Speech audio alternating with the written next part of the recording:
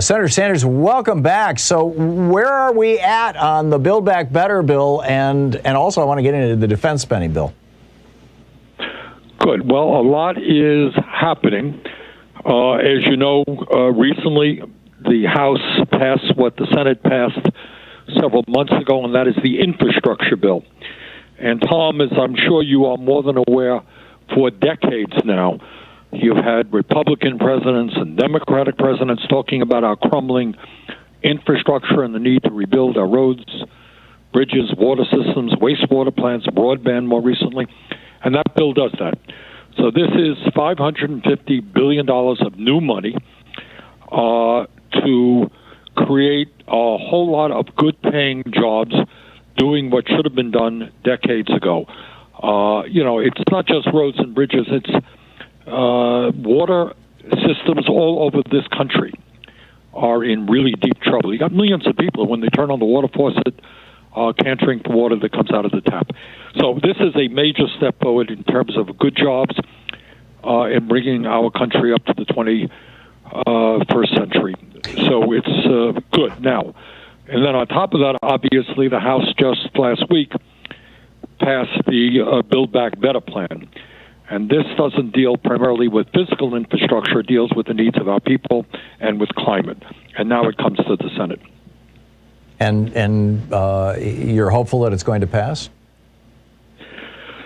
Well, it is going to be a very significant debate because we are in a situation where our Republican colleagues, who just a few years ago wanted to repeal the Affordable Care Act and throw 30 million or so people off the health care they had, who were able to pass Trump's tax bill, which gave massive tax breaks to the wealthy and large corporations, ran up the deficit by some $2 trillion, the national debt by some $2 trillion.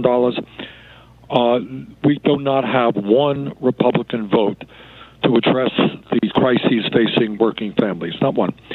So it comes down to the 50 members of the Democratic caucus, plus the vice president.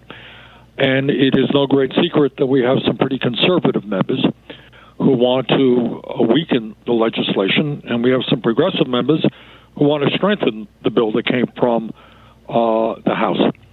My own view is that what the House passed was very strong, it was important, but we can make it better. It did not go as far as it should in taking on the pharmaceutical industry and lowering the outrageously high costs of prescription drugs in this country. It did not go far enough in demanding that at a time of massive income and wealth inequality that we have the wealthy stop paying their fair share of taxes in corporate America as well. I believe that in this day and age, in the richest country on earth, we should expand Medicare not only to cover hearing aids, which was in the House bill, but to cover dental care and vision as well. Plus a number of other provisions I think need to be strengthened. So there will be a very significant debate taking place in the Senate over these issues.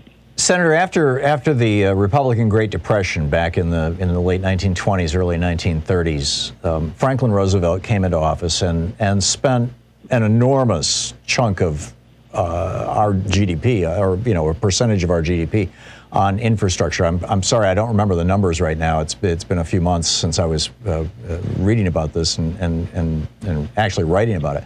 And then Eisenhower with the interstate highway system and all that sort of thing.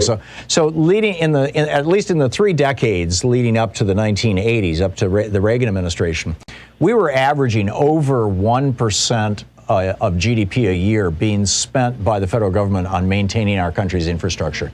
Reagan came in and introduced neoliberalism, what some people refer to as austerity or Reaganism, and that dropped within a couple of years in the early 1980s down to around 0.2%, from 1.2 to 1.3% before that. And we've been basically spending at the federal level about 0.2% on infrastructure for 40 years, which is why it's crumbling, obviously. But this was the primary tenet of neoliberalism, which was sweeping the world. Now you've got President Biden, you've got the United States Senate, you got the House in the hands of the Democrats saying, we're not going to go down that road anymore. Is this the beginning of the end of America's 40-year experiment with whatever you want to call this? I'm calling it neoliberalism, with this bizarre ideology that the only role of government is to run the army? Well, I hope that is right, but I think it would take probably more time than we have to give you a thorough answer on that. Because, it really will depend upon what happens in the 2022 elections and obviously what happens in 2024. But what I can tell you is poll after poll makes it very clear.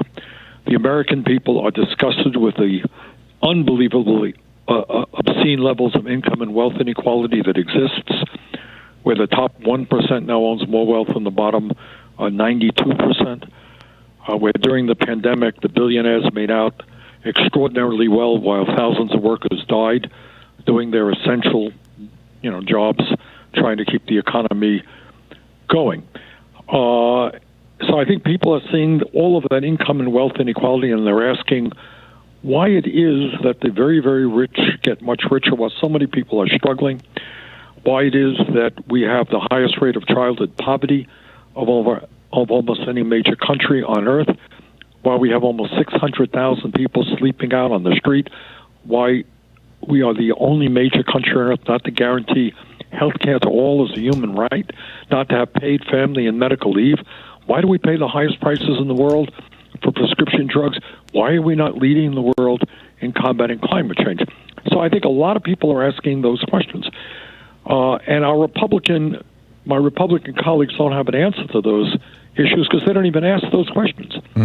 They're living in a very different world, which is trying to divide people up, often based on race or sexual orientation or the country in which we were born.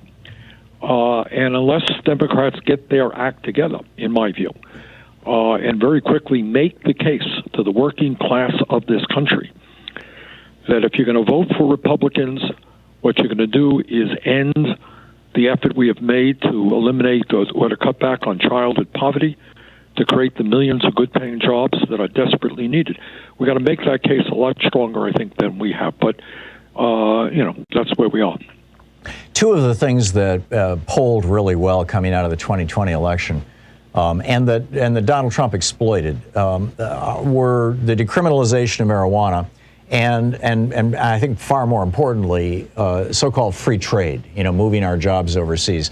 This is something that you and I have been talking about since for 2 decades on this program, and you and Sherrod Brown have been real champions in trying to bring our jobs back home, and now I'm seeing kind of Republicans get ahead of this. We've got a Republican in the House who has introduced a bill to decriminalize pot at the federal level.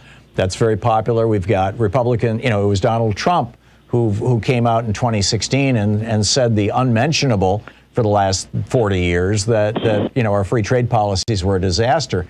Where are the Democrats on these issues? Well, look, Tom, it is no great secret. I mean, my view is that the Democrats have not been, and you've heard me say this for a long time, as strong as they should be, to say the least, in standing up for the working class of this country. No question about that. Republicans are worse. And they are hypocrites. They talk about being the party of the working class. And in fact, time after time after time, all of their efforts go to protect the wealthy and the powerful. But in terms of the legalization of marijuana, I think most of us understand that the so-called war on drugs was a failed war. It was a disastrous war.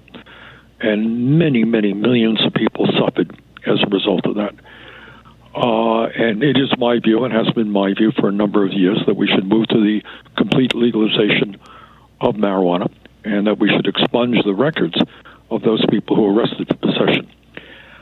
In terms of trade, what you got is, and what we're seeing right now, Tom, one of the things, before I get into trade, that has to be pointed out, is that in terms of Build Back Better, what the media, the corporate media, is not covering is the unprecedented degree to which the corporate elite, and by that I mean the drug companies who are spending hundreds of millions of dollars on lobbyists to make sure we continue paying the highest prices in the world for prescription drugs, the private insurance companies who are working overtime to make sure we don't expand Medicare to cover dental, hearing, and vision. The fossil fuel industry, obviously, is much more interested in their profits than the future of the planet, spending a whole lot of money to stop us being as strong as we should be.